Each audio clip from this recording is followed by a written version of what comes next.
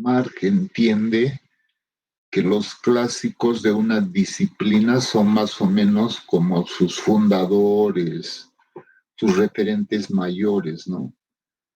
Y de esta escuela no cabe duda quien fue el máximo representante es Adam Smith. A Adam Smith incluso se le considera como el padre de la economía, ¿no? ¿Y por qué se le considera así? Porque fue el primero en aplicar el método científico a los temas económicos. El método científico había sido creado por Galileo Galilei, en 1650. Y ese método consistía en primero formularse una pregunta, descubrir un problema, ¿no? Luego del problema había que hacer hipótesis.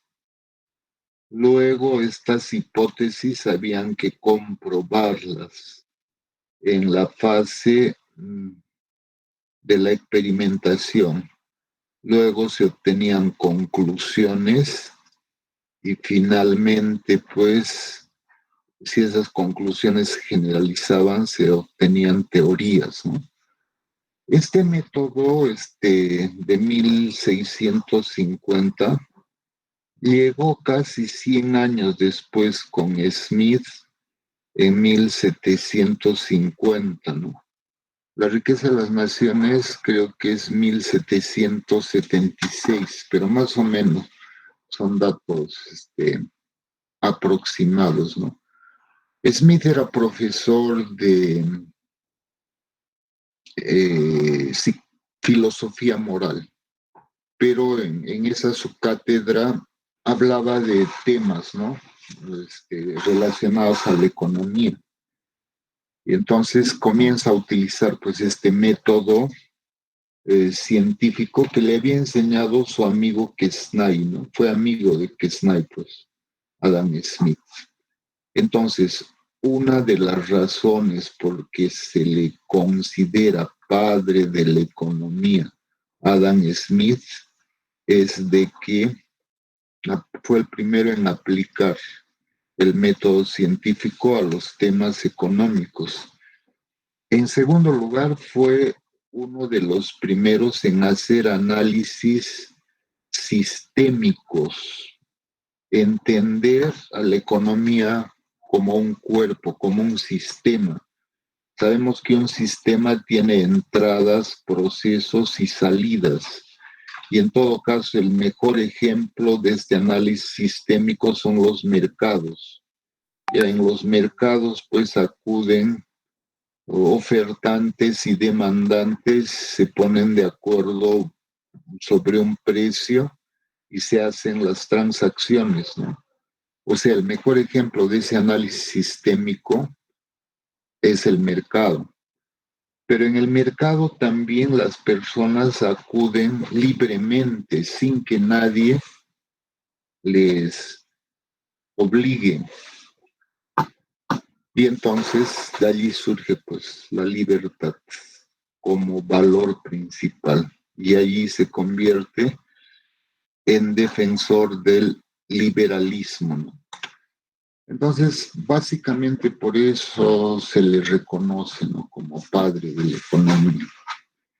Y aquí tienen algunos, digamos, aspectos, ¿no? Por supuesto que hay más representantes. No solamente son estos cuatro, Smith, Ricardo, Stuart Mill, Robert Malthus, sino también aquí se considera David Hume, John Hobbes, John Locke, a ellos, ¿no? Pero bueno, nos vamos a referir a algunos cuantos. Adam Smith se le reconoce por haber utilizado el método científico. Adam Smith cree que una nación va a ser rica cuando eh, exista una adecuada división del trabajo. Y para esto no es que se le haya ocurrido copiar de alguien, ¿no? Sino la observación. Eso está en su libro La riqueza de las naciones. En realidad, él vio que en New Hampshire, un pueblito de Escocia, un trabajador podía producir 60 alfileres diarios, pero había una fábrica donde trabajaban 10 y podían producir 6,000 alfileres diarios. Y es que resulta que en esa empresa de 10 había división del trabajo.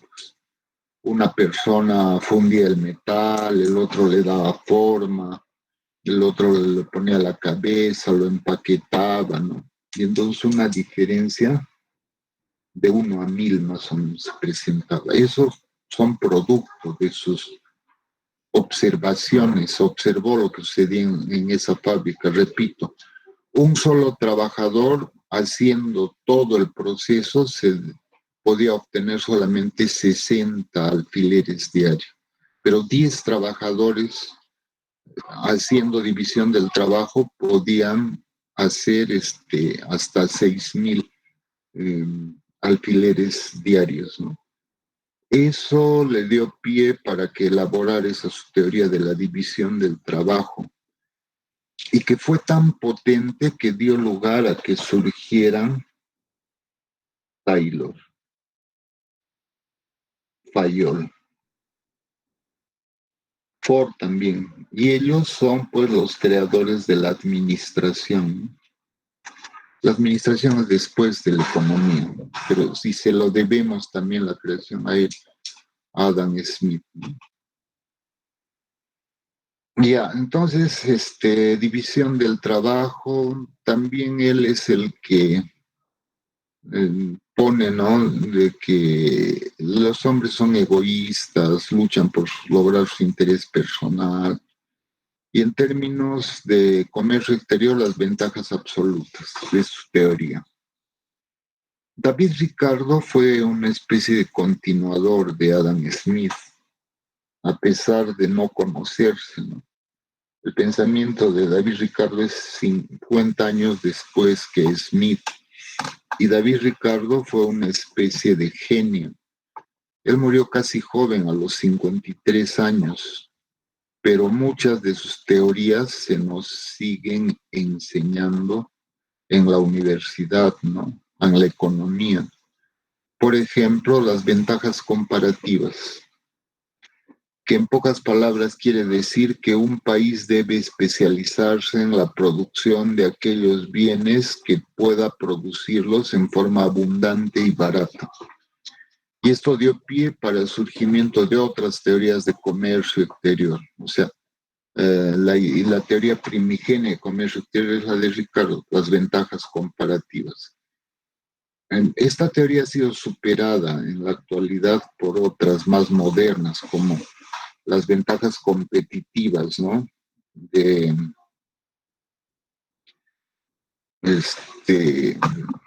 Michael Porter, pero sigue vigente en algunos de sus aspectos. Por ejemplo, el Perú, ¿en qué tiene ventajas comparativas? En alcachofas, en espinacas. Las alcachofas podrían obtenerse hasta 6 cosechas anuales. Y de espárragos son 6, de alcachofas 4 que podían obtener, de acuerdo a la naturaleza de nuestro suelo, ¿no? Esas son ventajas comparativas. En la coca también podemos tener ventajas comparativas, ¿no? Bueno, la teoría del valor trabajo va a servir para que Marx desarrolle su teoría, ¿no? Tome en cuenta lo que plantea Ricardo. En el sector agrario utiliza la teoría de la renta, ¿no? Dice que hay una renta absoluta y una renta diferencial. La renta absoluta se obtiene por el monopolio en la propiedad de la tierra y la renta diferencial por los diferentes rendimientos de la tierra, pero crea dos teorías que aún son vitales para la economía. La teoría de los rendimientos decrecientes y la teoría de las economías de escala, ¿no? Que cuando lleguemos a Ricardo, pues lo pasaremos a desarrollar, ¿no? La teoría del fondo de salarios también, eh, para acudir, un fondo que se debería tener el Estado para acudir en épocas de crisis, ¿no? Para que la demanda no baje. El otro autor es Malthus. A Malthus se le reconoce como por sus aportes hacia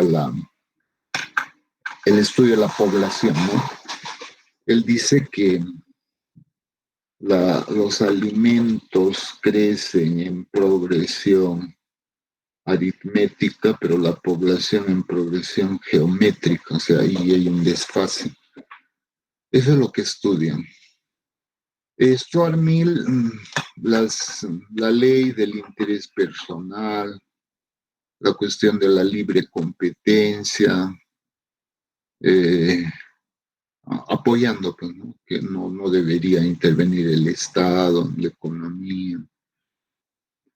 Se opone a la intervención del Estado, como decían los mercantilistas, ¿no?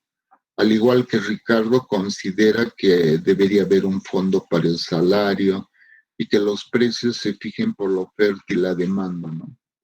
Y dice que los rendimientos son menos que proporcionales en el sector agrícola porque es una actividad retrasada, ¿no? Y estos son los planteamientos básicos. Todo esto lo tienen ustedes en Ideas económicas del capitalismo. Allí está. Yo he estado justamente ayer, ¿no? He estado revisando algunas cosas en internet y he encontrado cuadros interesantes para explicar los clásicos.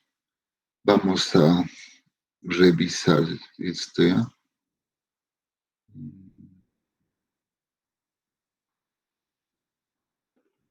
No sé, creo que están como los clásicos.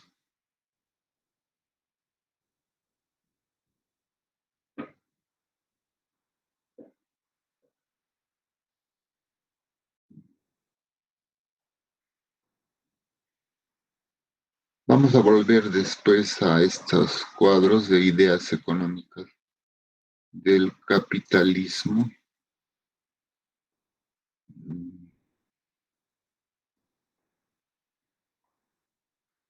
Ya, justo lo encontramos.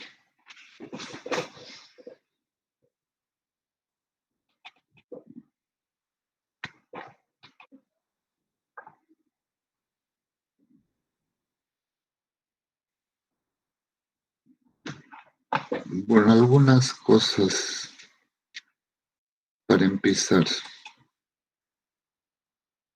¿Cuáles son los principios más importantes de la escuela clásica? El liberalismo económico. Ellos creen de que el Estado debe reducir al mínimo su participación en algunos aspectos, ¿no? Educación, defensa. Quienes corren a cargo del desarrollo es el sector privado, son los empresarios, básicamente. Y el Estado no debe inmiscuirse pues, mucho en la economía, sino dejar en libertad a las fuerzas del mercado. El interés propio dice que los hombres son egoístas, ¿no? Y que siempre buscan, digamos, obtener el máximo beneficio. En realidad esto está en discusión y pueden tomarlo desde el punto de vista de la crítica. Todo lo que hicieron, aportaron tanto David Ricardo como Smith, no tienen investigaciones, no tienen datos empíricos. O sea, para decir que el hombre es un ser egoísta, que busca maximizar su utilidad, no se han hecho investigaciones, encuestas, observaciones, se les ha ocurrido nada más, ¿no? A los seguidores de Richard Thaler se les ocurrió hacer un experimento en España, ¿no? Una clase de 50 alumnos, a la mitad de la clase se les daba 100 euros, pero con la condición de que tienen que compartir con los compañeros que estaban a su lado, que no les habían dado nada, ¿no? Y que podían compartir, por supuesto, desde 1 euro hasta 50, ¿no? No había límites, de 1 a 50, hasta la mitad. Increíblemente, casi el 70% de los alumnos le dieron la mitad a sus compañeros, o sea, 50 euros. Y entonces, según este experimento, ¿dónde está el hombre que es egoísta, ¿no? Si fueran egoístas, pues les hubieran dado, digamos, 1 euro, 2 euros, se quedaban con todo lo demás, sin embargo han compartido, ¿no? Entonces, no es tan cierto, pues, eso del hombre egoísta, ¿no? Cuando llegó Thomas Sargent, premio Nobel de Economía al Cusco, cuando se le dio el honoris causa, ¿qué es lo que dijo? Que aparentemente ese carnicero, ese panadero, ¿no?, está buscando obtener su máximo ingreso. Pero con esos ingresos, ¿qué hace? O sea, ¿es para disfrutar ellos? No, con esos ingresos para mantener a sus hijos en los colegios, en la universidad, para que solucionar los problemas de su familia. Entonces tiene más sentido hablar frente al egoísmo del altruismo. El hombre es un ser altruista también. Y Adam Smith habla del altruismo en teoría de los sentimientos morales, ¿no? Armonía de intereses. Dice que, el ejemplo más simple, el propietario, el burgués, ¿no?, el propietario de las empresas, busca obtener sus máximas utilidades, para eso trabaja más, pues busca obtener más beneficios. Y los obreros buscan obtener mejores salarios, por eso trabajan más. Entonces, esos intereses no son contradictorios, sino entran en armonía, ¿no? Deben entrar en armonía. Y aunque tienen una posición ideológica al respecto, sobre todo Ricardo, de que hay que hacer todo lo posible por favorecer a los capitalistas, porque son los únicos que invierten, los que van a llevar a que un país progrese, ¿no? Y esto de la armonía de intereses, tiene que ver con esto de la mano invisible, ¿no? Es como una mano invisible que ordenara todo. Lo de la mano invisible es una afirmación de Newton, ¿no? Cuando al ver lo ordenado que estaban las estrellas, él dijo, ¿no?, que sí, pues es una mano invisible la que ordena todo esto, ¿no? Y eso se lleva hacia la economía, ¿no?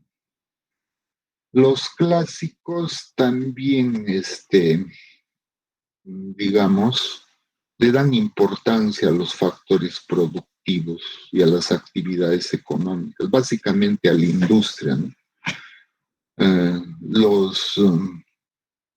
Imagínense, los mercantilistas le daban importancia a los metales preciosos, a los comerciantes. Los fisiócratas a la producción agrícola, pero los clásicos en general a todo, dan importancia a todas las actividades. Y luego con ellos comienzan a surgir leyes económicas como las que hemos dicho, ¿no? La ley de los rendimientos decrecientes, la ley de las economías de escala, la ley de la oferta y la demanda también, pues. Fíjense, esto hay que tomar en cuenta.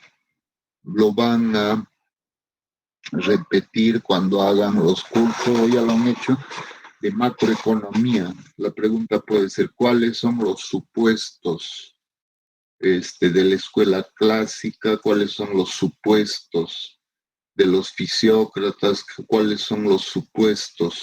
Esto se entiende como supuestos, ¿eh? Los clásicos creen que la economía tiende al equilibrio. Siempre va a tender al equilibrio. Tomen en cuenta para esto esa famosa ley de Say. Toda oferta crea su propia demanda. Say también, pero bien Batiste Say a la escuela clásica, ¿no?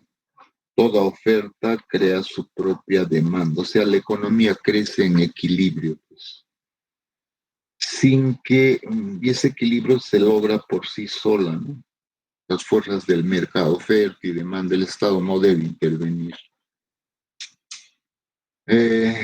Segundo, los agentes económicos privados buscando satisfacer sus propios intereses, pues van a lograr satisfacer los intereses de la sociedad en su conjunto, ¿no?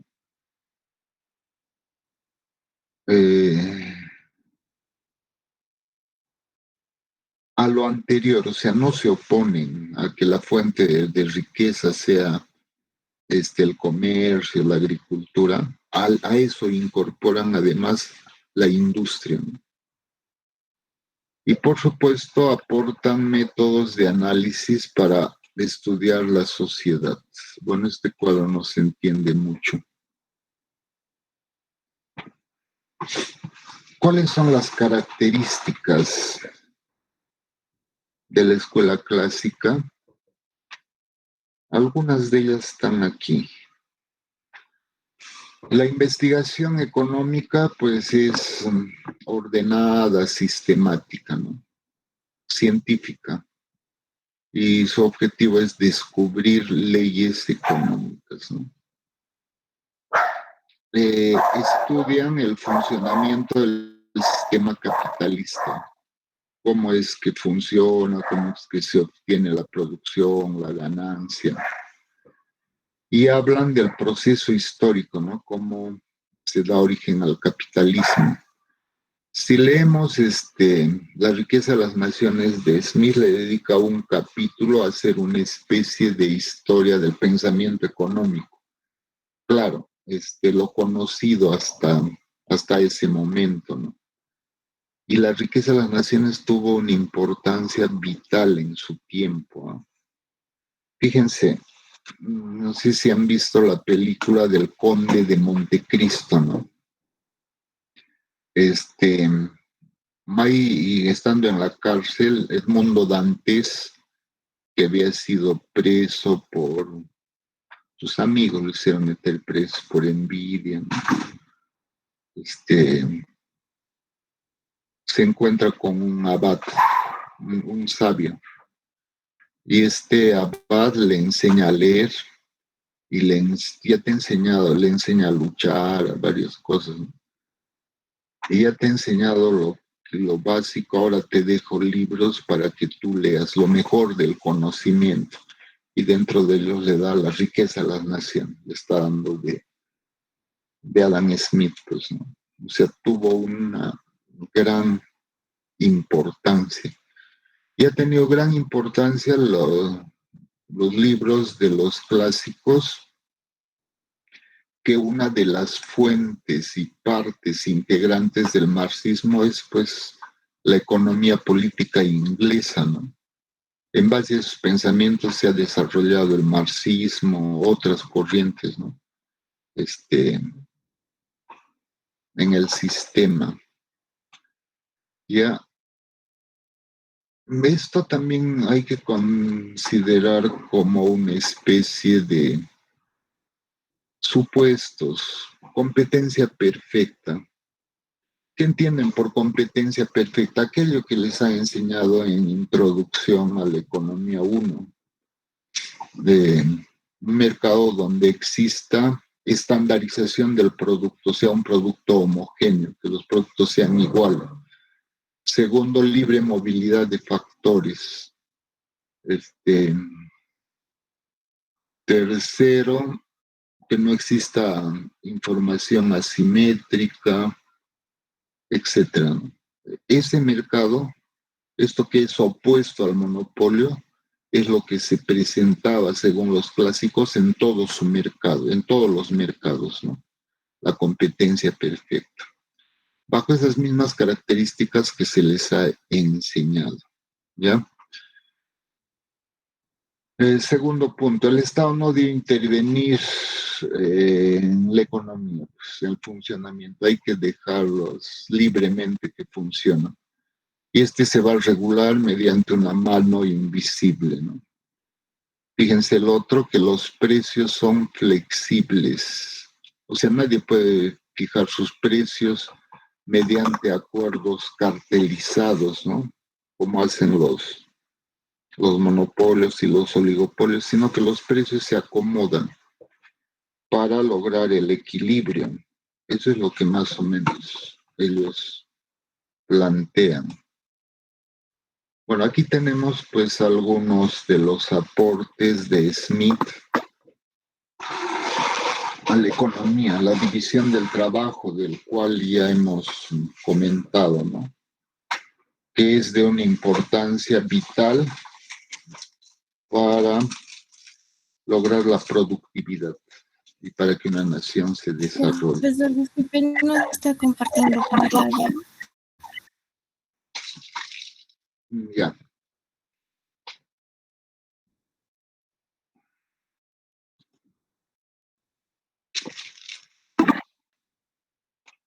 Repetir lo que hemos hecho, ¿no? Desde acá. Los principios más importantes, estos que están en negrita, ¿no? Participación mínima del gobierno. Ya no voy a entrar al detalle porque es repetir lo que hemos estado hablando. Simplemente les leo los subtítulos. Conducta económica del interés propio. El hombre es un ser racional y egoísta, ¿no? Lo que decía Smith. Armonía de intereses, la mano invisible, ¿no? Los capitalistas y los trabajadores buscan obtener su mejor salario y por lo tanto trabajan más. Los recursos son importantes, todos, ¿ah? El comercio, la agricultura, la industria también, ¿no? Y comienzan a generar leyes universales. Una de esas leyes es pues la teoría de los rendimientos decrecientes y las economías de escala de David Ricardo. También la ley de la oferta y la demanda, ¿no? Pero esta ley queda solamente como un enunciado, porque quien lo lleva a formalizar y a llevar al campo matemático, como ustedes saben, son ya los neoclásicos. Entre ellos está Marshall, ¿no? Alfred Marshall. Después hemos estado comentando de esto. Lo primero habría que decir la ley de Say, ¿no? La ley de Say dice de que toda oferta crea su propia demanda, o sea, la economía siempre crece en equilibrio. Los agentes económicos, al buscar su digamos, satisfacer sus propios intereses, están contribuyendo también a cubrir las necesidades de la sociedad, ¿no? Y aquí, todas las actividades en sí son importantes, ¿no? Las actividades productivas. Y cuáles son sus características de que su investigación lo hacen en forma ordenada, sistemática, ¿no? Estudian los principios del sistema capitalista en su tiempo y lo estudiaron bien, ¿no? En base a sus ideas iniciales es que se desarrollan muchas teorías. Por ejemplo, la de Ricardo, ¿no? Ricardo piensa de que el crecimiento de la economía no va a ser siempre ascendente hacia arriba, no va a ser lineal, sino va a ser con inflexiones, porque existe la tendencia a llegar al estado estacionario. Y el estado estacionario es una situación en la cual la economía no crece, la economía se estanca. Y Ricardo y Malthus hablaron sobre esto. Los seguidores después descubren ya los ciclos económicos. O sea, los análisis de Ricardo sirvieron para que posteriormente se desarrolle esa famosa teoría de los ciclos económicos, ¿no? Que la economía se mueve pues con etapas de crisis, depresión, reanimación, auge, ¿no? Y eso es plenamente vigente, ¿no? Luego querían saber sobre el comportamiento de las personas. Y esto que estábamos comentando también es importante, hay que tomar en cuenta como supuesto, les decían. Según los clásicos, pues hay una especie de competencia perfecta en todos los mercados. ¿Y cuáles son las características de la competencia perfecta? Producto homogéneo, atomización del mercado, o sea que existan gran cantidad de compradores y de vendedores. Tercer lugar, libre movilidad de factores, que no exista la información asimétrica, etc. Los clásicos creían que eso se cumplía en todos los mercados, ¿ya? Segundo lugar, la no intervención del Estado en la economía, porque son las fuerzas del mercado las que van a equilibrarse, ¿no? Es como una especie de mano invisible que ordena las cosas, ¿no? Por eso son partidarios del laissez-faire. Laissez es dejar, ¿no? Dejar hacer. Laissez-faire, laissez-passer. Dejar hacer, dejar pasar. Los precios son flexibles. Es uno de sus postulados también. O sea, no hay control de precios y no hay acuerdos cartelizados entre los monopolios para fijar precios, sino que los precios se determinan por el libre movimiento de la oferta y la demanda, ¿no? Y aquí teníamos, pues, en resumen, algunos de los, digamos, aportes de Adam Smith a la economía, ¿no?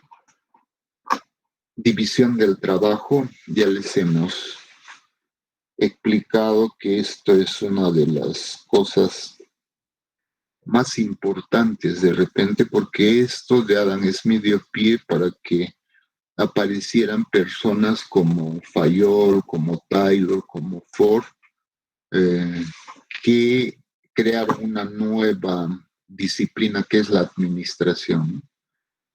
¿Qué es el Taylorismo? Es un sistema de productividad del trabajo basada en tiempos y movimientos, ¿no? Cómo hacer productivo, mejorando los tiempos y los movimientos.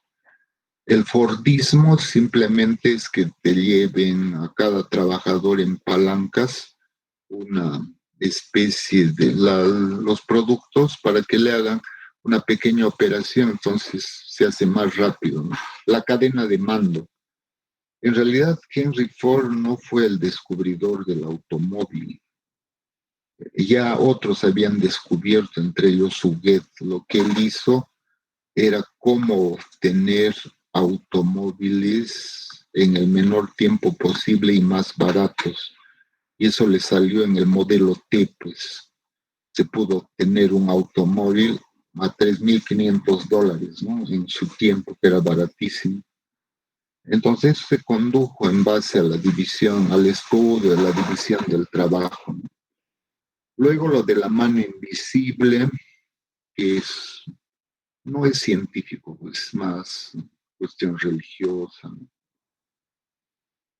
El trabajo es el que determina los precios, a eso le llaman el precio natural, y el precio de mercado se determina por la oferta y la demanda, ¿no? Y aquí tienen pues algunas de las características, ¿no? La sociedad, dicen los clásicos, debería organizarse, la producción debería organizarse, ¿no? Con la división del trabajo, a partir de la división del trabajo. Si cada uno de los que compiten en el mercado actúan en su propio interés, estarán realizando algo para contribuir al interés general, ¿no? El trabajo es el que va a determinar los precios y el precio natural del trabajo se debe determinar por el, el precio natural de las mercancías se debe determinar por el tiempo de trabajo necesario, ¿no? Esto dio pie a la teoría objetiva del valor de Marx. Y el precio de mercado, pues lo que has gastado en materias primas, en trabajo y las ganancias que se van a obtener, ¿no? Es lo mismo, está en otro color solamente. Y aquí tenemos lo que en un cuadro que se pasó antes, ¿no? Los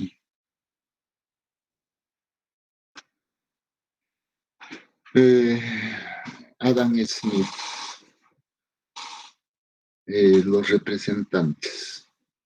Su libro, Ensayos, el libro completo se llama así, Ensayos sobre la naturaleza y causa de la riqueza de las naciones. En realidad escribió 3 libros. Uno es Teoría de los sentimientos morales. 2, Ensayos sobre la naturaleza y causa de la riqueza de las naciones, que se conoce como la riqueza de las naciones. Smith apoyaba pues la iniciativa privada, decía que la riqueza procede del trabajo. De ahí tenemos otro continuador que es Robert Malthus, que habla sobre la población. David Ricardo sobre las ventajas del libre cambio y la división internacional del trabajo. Y una crítica hacia la planificación de los estados hace John Stuart Mill, ¿no? Defendiendo el liberalismo económico y sugiriendo de que el Estado no debería intervenir en la economía. Y finalmente, la escuela clásica, pues es una escuela que es fundadora, ¿no? De la economía como ciencia. Antes de los clásicos, la economía no era ciencia, sino presciencia. Con los clásicos, pues adquiere esa característica, ¿no? Y que aquí se lo define. ¿Qué es la escuela clásica? Es el nombre en que muchos académicos designan el pensamiento que surgió entre 1750 y 1850, ¿no? En donde se formulan principios de la nueva ciencia económica y se dan aportes sustanciales hacia la economía. Ya, entonces, en la próxima clase yo voy a seguir con esto mismo, quizás de manera más ordenada para ir aclarando determinados puntos, pero ya es la hora de las exposiciones. Primer grupo, entonces, que le toque exponer. Pueden colgar. Marilyn, tu grupo. Sobre David Hume. Bueno, tenemos una introducción más o menos sobre cómo fue su pensamiento, y entre los más destacados podemos decir que más que en la originalidad, la fascinación de sus escritos se basa en la radicalidad, en la manera de proponer los límites y las consecuencias del pensamiento, con un estilo literario de primer orden. Las bases de su filosofía del conocimiento son rudimentarias y deliberadamente reductivas. Esto hace referencia al empirismo. Por lo que se refiere a la filosofía moral y social, Hume presenta una visión renovada de numerosas cuestiones permanentes. La liberación de las constricciones religiosas que propone Hume bebe de las fuentes de algunos autores clásicos y de Pierre Bayle, y tiene poco que envidiar a Voltaire. Sus estrategias críticas son variadas y brillantes. La composición de textos filosóficos en forma de ensayo breve para un público no académico, así como la narración de la historia de Inglaterra, explican parte del éxito de los escritos del filósofo. Sobre su vida y sus obras. David Hume nació el 26 de abril de 1711, según el calendario juliano, 7 de mayo en el gregoriano, en Edimburgo, en el seno de una familia acomodada. La madre, Catherine Falconer, mujer devota, enviudó en 1713 y se dedicó a la educación de los 3 hijos, John, David y Catherine. Hume describe del siguiente modo sus preferencias intelectuales durante los estudios preuniversitarios. Mi disposición para el estudio, mi sobriedad y mi laboriosidad infundieron en mi familia la idea de que la carrera de leyes sería una adecuada profesión para mí. Sin embargo, yo sentía una insuperable aversión hacia todo lo que no fuera investigaciones de filosofía y de instrucción general, de modo que mientras mi familia se figuraba que estaba escudriñando los escritos de Boet y Vinio, eran Cicerón y Virgilio los autores que en secreto devoraba. Como le mencionaba en la introducción, se había basado en anteriores libros que él leía, y en sí los libros en los que más se basó fue en Cicerón y Virgilio, también como otros que voy a mencionar consecuentemente. Todo parece indicar que abandonó definitivamente las prácticas religiosas durante la adolescencia. Esta parte es una parte fundamental en su vida, ya que le ha llevado a predicar su ideología, también basándose en la religión, ya que muchos consideran ahora que es ateo. Sin embargo, no es algo que está claro hasta el momento. Sus primeras obras. En 1734, tras unos meses en Bristol, dejó el estudio autodidacta y se trasladó a La Fleche, Anjou, Francia. Durante los 4 años que permaneció allí, diseñó su plan de vida, como escribiría en De mi propia vida, un libro que salió en 1776. Mencionando esto, hacer que una estricta frugalidad supla mi falta de fortuna, para mantener mi dependencia intacta y para considerar todas las cosas prescindibles excepto la mejoría de mi talento para la literatura. En La Fleche contempló el Tratado de la Naturaleza Humana, que salió en 1739, a la edad de 26 años, aunque hoy en día se considera al tratado el trabajo más importante de Hume y uno de los libros más relevantes de la historia de la filosofía. El público británico, sin embargo, le dispensó una fría acogida en ese momento. Así él mismo mencionando, nació muerto desde la imprenta, sin ni siquiera alcanzar la distinción necesaria para levantar un murmullo entre los fanáticos. Pero siendo el de temperamento alegre y optimista, me recuperé pronto de la decepción y proseguí con ardor mis estudios, refiriéndose a su libro. Tras la publicación de Ensayos de Moral y Política en 1744, solicitó una cátedra de ética y neumática, o sea, psicología en ese entonces, en la Universidad de Edimburgo, pero fue rechazado. Durante la rebelión jacobita de 1745 fue tutor de Marqués y Annandale.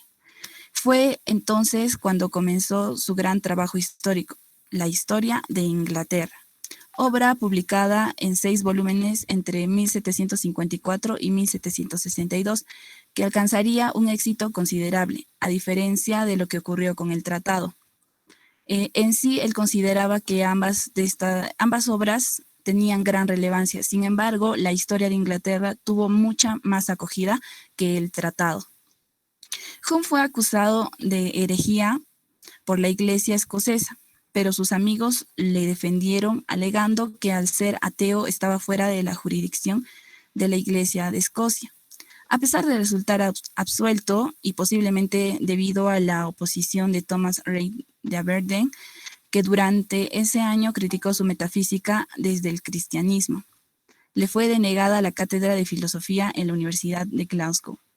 En 1752, como relata en De mi propia vida, él menciona que la Facultad de Derecho me eligió como bibliotecario, un empleo por el que recibía escasos o nulos emolumentos, pero que puso bajo mi mando una gran biblioteca.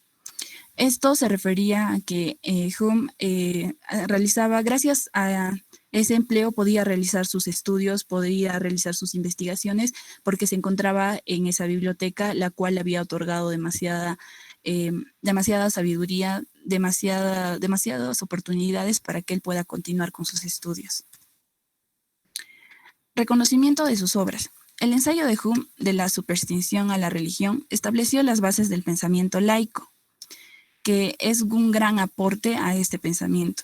Los críticos con la religión de la época de Hume tenían que expresarse con cautela, porque apenas 15 años antes del nacimiento de Hume, un estudiante de 18 años llamado Thomas Aikenhead fue juzgado por decir públicamente que el cristianismo era un sinsentido, lo que se consideró blasfemia, por lo que sería ahorcado. Hume siguió la práctica habitual de expresar sus puntos de vista indirectamente, a través de personajes que dialogaban en su obra. Además, no reclamó la autoría del tratado hasta el año de su muerte, en 1776. Sus ensayos del suicidio y de la inmortalidad del alma y sus diálogos sobre la religión no se publicarían hasta después de su muerte, y aún así Hume no figuraba en ellos en los nombres del autor ni del editor. Hume fue tan hábil camuflando sus ideas que al día de hoy todavía se discute si en realidad era deísta o ateo. A pesar de todo eso, se le denegaron muchos cargos por declararse ateo.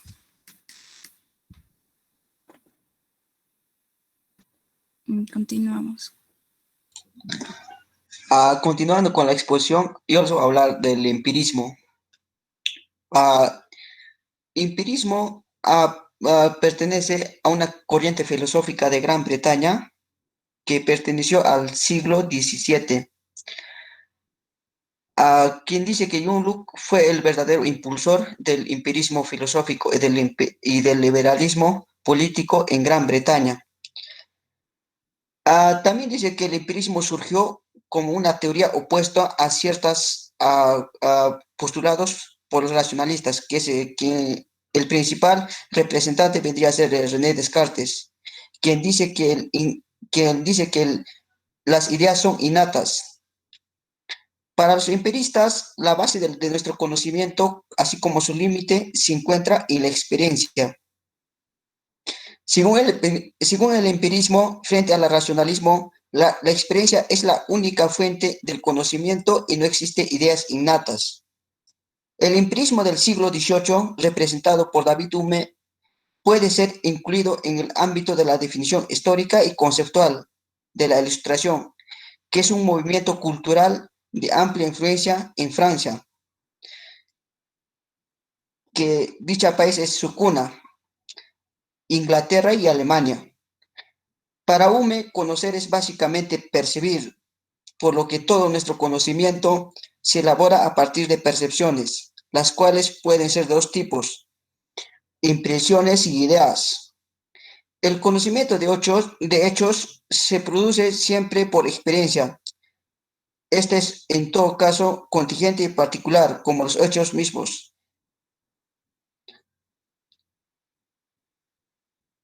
La siguiente diapo, Johan.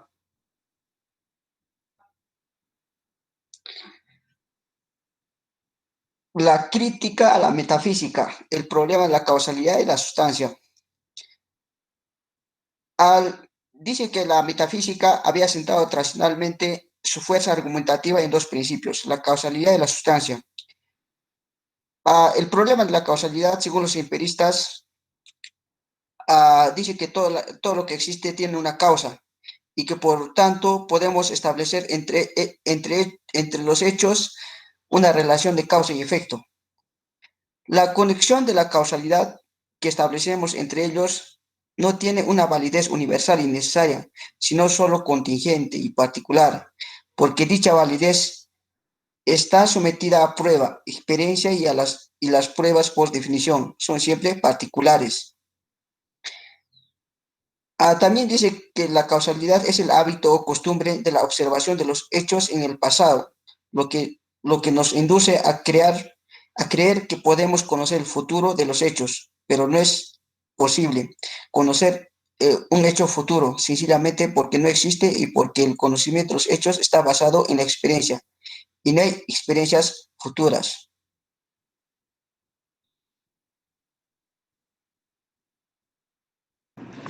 Bueno, chicos, yo les voy a hablar sobre los aportes a la economía de David Hume. Su reputación como economista quedó establecida por sus ensayos económicos en su libro Discursos Políticos, que lo publicó en 1752. David Hume tuvo ideas similares a las de Adam Smith. Es más, se dice que si hubiera escrito un tratado completo y sistemático sobre economía, él habría calificado cerca de los fundadores para la economía. Bueno, entramos a su contribución. El mecanismo de flujo de precios efectivos o en metálico, esta es la mayor contribución de Hume. Es una descripción del funcionamiento del comercio internacional que plantea originalmente la división. O sea, nos dice que es imposible que un país tenga una balanza comercial superávit o deficitaria durante un prolongado periodo de tiempo en un régimen de patrón de oro. El patrón de oro es un sistema monetario que fija el valor de la unidad monetaria en términos de una determinada cantidad, pues, de oro. Ahora entremos a la siguiente diapositiva, por favor. Vamos a ver un poquito de contexto para entender mejor sus ideas. En esa época, los mercantilistas querían promover el excedente de las exportaciones con el fin de acumular la especie. Según el punto de vista de Cantillon, esta táctica de los mercantilistas era pues contraproducente, ya que si había más disponibilidad de especies, los precios aumentarían y las importaciones se incrementarían. Pero al pagar las importaciones, el dinero se enviaría al extranjero, dejando en pobreza y quiebra, y así tiene que intervenir el gobierno para impedir un exceso de dinero. A los fisiócratas no les interesaba que el comercio extranjero... Vuelve nomás a la diapositiva, Johan. A los fisiócratas no les interesaba que el comercio extranjero... no les interesaba el comercio extranjero. Ellos solo querían libre flujo del grano hacia el extranjero. O sea, eran muy egoístas. Ahora sí. Hume, al igual que Cantillon, estaban de acuerdo con la teoría de la cantidad de dinero de John Locke, que dice: el nivel de precios se determina por la cantidad de dinero disponible, dada la velocidad y la cantidad de producción. La siguiente diapositiva, por favor.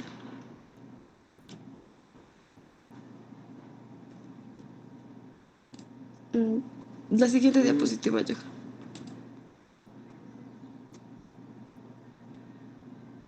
John Locke analizó el mecanismo del equilibrio internacional que operaría sin la intervención del gobierno en su ensayo de la balanza comercial. Este ensayo, si mal no recuerdo, lo escribió en 1572 y para entenderlo vamos a citar dos ejemplos que están en ese libro. El primero dice que supongamos que las 4/5 partes de todo el dinero de una economía se destruyen en una noche y la nación se ve reducida a la mínima condición en la que concierne pues, a la especie. De esta premisa, pues, vamos a sacar preguntas, como que el precio del trabajo y de todos los bienes bajaría en proporción y todo se vendería más barato. ¿Qué nación podría entonces disputar con nosotros en cualquier mercado extranjero, pretender que navega o les venda a los fabricantes al mismo precio que a nosotros nos permitiría una utilidad suficiente? O sea, por ende, ¿en qué poco tiempo debemos traer de regreso el dinero que habíamos perdido y elevarnos a nivel de todas las naciones vecinas? Hume nos dice que después de haber llegado a perdernos en sí la ventaja de lo económico, de nuestro trabajo, de nuestros bienes, y el flujo de entrada de dinero adicional se ve detenido por nuestra abundancia y plenitud. En la siguiente, por favor. En el segundo ejemplo es lo contrario también. Vamos a analizar lo contrario al primer ejemplo, de que todo el dinero de una economía ahora se va a ver multiplicada 5 veces en una noche. O sea, esto quiere decir que los efectos van a cambiar, así los efectos van a ser realmente contrarios a los anteriores. O sea, todo el trabajo y los bienes no deben aumentar a una altura tan exorbitante que ninguna de las naciones vecinas se podría permitir comprarnos, mientras que sus bienes se vuelven tan económicos y a pesar de que de todas las leyes que se pudieran formar, caerían sobre nosotros y nuestro dinero fluiría hacia el exterior y así que caigamos en un nivel con los extranjeros y perdamos esa gran superioridad de riquezas que nos colocó en tales desventajas. La siguiente diapositiva, por favor. Bueno, las conclusiones de estos dos ejemplos que dio David Hume en su escrito de Dinero y de Interesar, manifiesta que los cambios en el nivel de precios inicialmente se quedarían atrás de los cambios en el dinero. Esto quiere decir que él no creía en los ajustes en el nivel de precios, ya sea ascendente o descendentemente. Él decía que ocurrían de forma instantánea. O sea, como el primer ejemplo, una disminución en la oferta de dinero primero reducía los gastos de la producción y el empleo antes de bajar el nivel de precios. Y en el otro ejemplo, un incremento en el dinero aumentaría los gastos de producción y el empleo, pero a la larga ese flujo de entrada de dinero sería por completo absorbido como un incremento en el nivel de precios. La siguiente diapositiva, hija. Otro aporte fue el mecanismo de flujo de precio efectivo de Hume. Es un pensamiento de ley natural, proviene de una suposición de equilibrio. Esta suposición ya la hemos visto en Micro, que dice que una vez que una economía se aleja del equilibrio, en automático ocurren ciertos acontecimientos que lo restauran. Y sigue teniendo vigor. Pues no, ya no funciona bien en la economía internacional, porque debido al estándar total de oro que se ha abandonado en todas partes, la cantidad de dinero en una economía particular ya no depende del flujo de oro. Los bancos centrales controlan la oferta de dinero en sus economías, en gran parte independientes de la balanza comercial. Ni los precios ni los salarios son tan flexibles al bajar como suponía Hume. También cuando las tasas de cambio entre las monedas de las naciones están en libertad de fluctuar, hay por ahí un desequilibrio del comercio, tiende a corregirse solo. Otro aporte fue sobre las importaciones. Lo vamos a citar. Hume decía, hay otra causa, aun cuando más limitada en su operación, que corrige el equilibrio erróneo del comercio. Con cada nación particular con la que comercia el reino, cuando importamos más bienes de los que exportamos, el intercambio se vuelve en contra de nosotros y eso convierte en un nuevo aliciente para exportar. O sea, si un país importa más de lo que exporta, el valor de su moneda en relación con otra, esa economía va a necesitar más divisas para financiar sus importaciones, más divisas de que ya está ganando mediante sus ventas extranjeras. Esa escasez de divisas incrementa sus precios en su moneda de divisas. O sea, su moneda se deprecia mientras que la divisa se aprecia. Esto hace que los bienes de esa economía sean económicos para otras naciones. Por ende, las exportaciones aumentan y Ahora los bienes extranjeros van a resultar ser más costosos, por lo que esa economía tendría que reducir sus importaciones, ya que el excedente neto inicial de las importaciones se desvanece. A la otra diapositiva, por favor. Otro de sus aportes fue el concepto mercantilista, el cual lo debatió. Dijo que los estados comerciantes son rivales y que uno solo gana a costa del otro. En su texto de Los celos del comercio, Hume dice que el comercio internacional es un juego de suma positiva. Esto se refiere a que sus utilidades suman un número positivo. Se contrarrestaría con la suma cero de los mercantilistas, en donde la ganancia, por una parte, se compensa exactamente por una pérdida de la otra. Y nace una pregunta, que es, ¿pero el comercio internacional no perpetuará simplemente las ventajas de las que disfrutan las naciones ricas en relación con los pobres?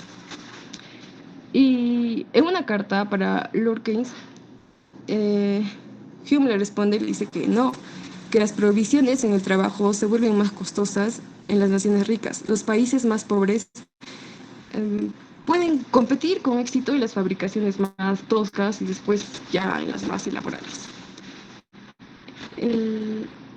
La siguiente.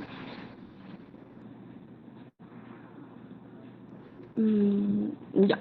Hume mostró una conciencia del concepto de la elasticidad y la demanda, que no se incorpora formalmente en el análisis económico, sino hasta mucho tiempo después. Un ejemplo de esto, que vamos a citar también en su libro, es que si los impuestos sobre los vinos, Hume dice que si los impuestos sobre los vinos bajaran, el gobierno cobraría más ingresos, y esto suponía que el incremento en el ingreso de un mayor valor de volumen de ventas en el extranjero excede la pérdida del ingreso debido al precio más bajo por unidad. Hume no extendió el concepto al equilibrio internacional. Él argumentaba que un incremento en las importaciones estimularía las exportaciones. Hume se oponía a la idea fisiócrata de que los impuestos a los trabajadores se pasan al terrateniente en forma de salarios más elevados y una renta reducida. Él decía que si los salarios de trabajo dependen de la oferta y la demanda del trabajo, no iban a depender de los impuestos. Que cuando se determina un impuesto sobre los productos que consumen los trabajadores, la consecuencia inmediata es que esas personas consumen menos o trabajan más, así que el impuesto no se pasa simplemente al terrateniente. Bueno, chicos, Hume es una de esas figuras pues, muy imprescindibles y que ha dado en el campo no solo de la economía un eslabón muy definitivo. Eso ha sido todo, espero que les guste y gracias.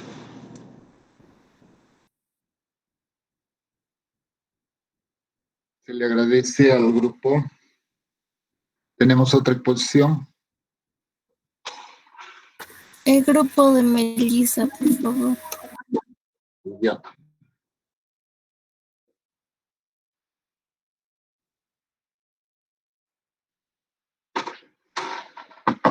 Ya, un ratito voy a tomarles los nombres. Chama, Melissa, Chama,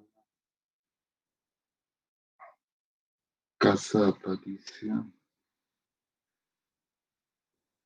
y Milagros Castro. Ya pueden empezar.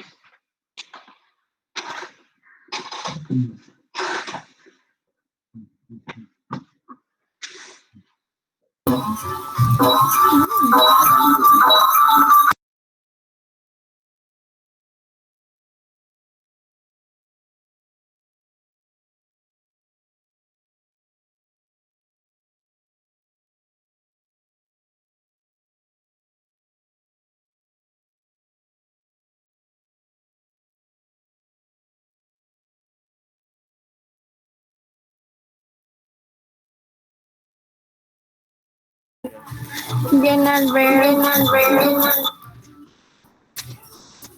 Jan. Sí, profesor. Empieza. Buenas tardes, compañeros, buenas tardes. En esta oportunidad, mi persona y mi grupo vamos a disponer sobre John Locke. Comenzaré exponiendo sobre la biografía. John Locke es considerado uno de los padres del liberalismo y del empirismo. Nació el 29 de agosto de 1632 en Brighton, Inglaterra, y pasó sus primeros años de estudio en la Christ Church de Oxford. En 1658 es de tutor y de profesor de griego y retórica. Además de por sus estudios, mostró un especial interés por la obra y el pensamiento de algunos filósofos, entre ellos Descartes, quien le influyó notablemente en sus ideas. También Pierre Gassendi, por la crítica que éste había realizado a la filosofía escolástica y a la propia filosofía cartesiana. A partir de ahí empezó a interesarse por las ciencias, la medicina y la política. Tanto es así que regresó a Oxford para cursar la carrera sanitaria. Tras terminar, John Locke había tratado de buscar una carrera estable. Fue contratado como médico por Lord Ashley, quien luego sería conde de Shaftesbury. A esta vida al servicio del Lord se le unió un interés por lo público y la política. Durante algunos años ocupó cargos públicos, pero se vio obligado a abandonar todo en 1683. Su abierta oposición al absolutismo de los estuardos le causó grandes problemas y le forzó a trasladarse a Francia, a los Países Bajos. Esta estancia en el extranjero aumentó los conocimientos y las influencias filosóficas de Locke. Por su pensamiento, debió exiliarse muchos años hasta el 1689, año en que se produce la Revolución de Inglaterra. Desde allí se le consideraba como el representante del nuevo régimen liberal. En 1689 volvió a Inglaterra y poco después publicó una de sus primeras obras más afamadas, Carta sobre la tolerancia. En ellas niega al Estado el derecho de intervención en el terreno religioso. Un año más tarde publicó su obra Tratado sobre el Gobierno Civil y Ensayo sobre el Entendimiento Humano. Fue su incursión en el mundo de la política desde el punto de vista filosófico. John Locke falleció el 28 de octubre de 1704 de un infarto agudo de miocardio en la localidad de Highlander, Reino Unido. John Locke nunca se casó ni tuvo hijos.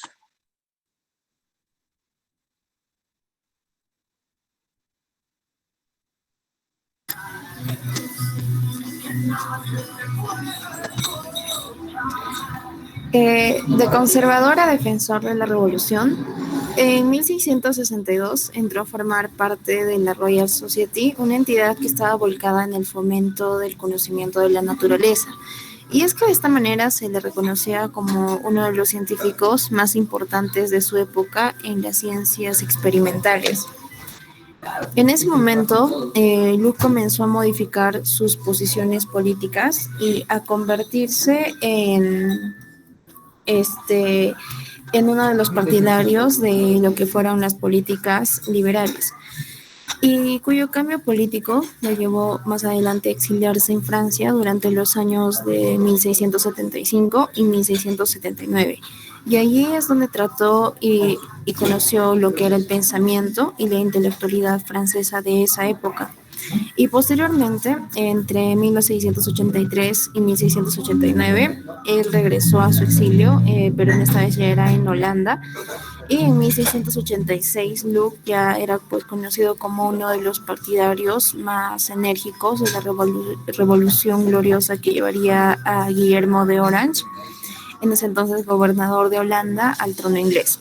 Con la revolución triunfante ya en Inglaterra se convirtió en una monarquía parlamentaria y se configuró en el régimen liberal del país.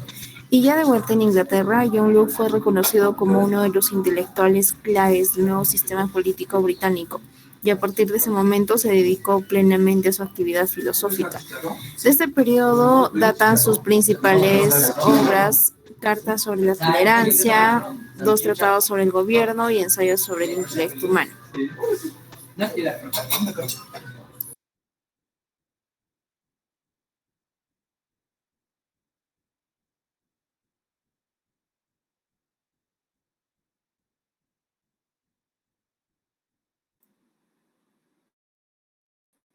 El pensamiento de John Locke ha dejado una gran importancia en el pensamiento político y económico.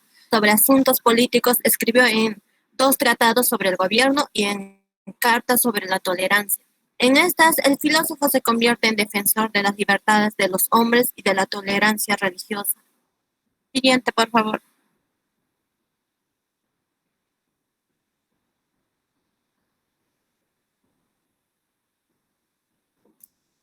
Planteó un estado hipotético de la naturaleza en el que todos los hombres vivían en una situación de igualdad de derechos.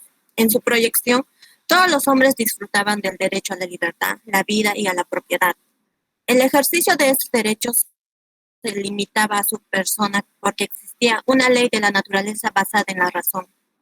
Por esta ley, todos los hombres sabían que siendo todos iguales e independientes, nadie debía perjudicar la vida, la salud, la libertad y la propiedad de otros. Sin embargo, esta idílica situación podía alterarse. En opinión de Locke, cuando un individuo atacaba la ley natural y los derechos ajenos, se producía un estado de guerra. Según John Locke, la mejor forma para evitar esta situación de guerra fue crear un estado civil. Esta entidad sería encargada de proteger mediante leyes los derechos de los ciudadanos. En consecuencia, la génesis del Estado se encuentra en el consenso de que es la mejor opción para defender la libertad y la igualdad de derechos. Según este acuerdo, el Estado nunca estará legitimado para sostener un poder absoluto. Ello se deriva de la hipótesis de que ninguno puede derivar a otro hombre de sus derechos naturales.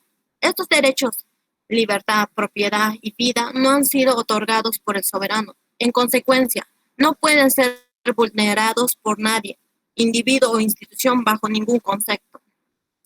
Como sabemos, defiende el liberalismo. Los individuos conservan la mayoría de los derechos naturales. El poder del gobernante es revocable. Está limitado por la separación de poderes. Siguiente, compañero.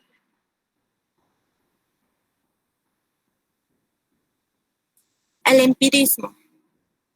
Ve en la experiencia el criterio último de la verdad. Sitúa la percepción en la base del saber. Negación de las ideas innatas y preexistencia a la experiencia. La mente al nacer está vacía, es como una hoja en blanco, lo que llama John Locke tabla rasa. Contiene lo que se imprime desde fuera, sensaciones y reflexiones. Sin la experiencia a la instrucción no se desarrolla ninguno. Con esto coincide, todo conocimiento es conocimiento de ideas. Por tanto, los empiristas y los racionalistas coinciden en este punto. El empirismo propone un nuevo concepto de razón, dependiente y limitada a la experiencia, práctica, crítica en sus límites y posibilidades. Gracias. Les agradezco al grupo, dado que ya han expuesto los dos, entonces me despido hasta la próxima semana. Acá nos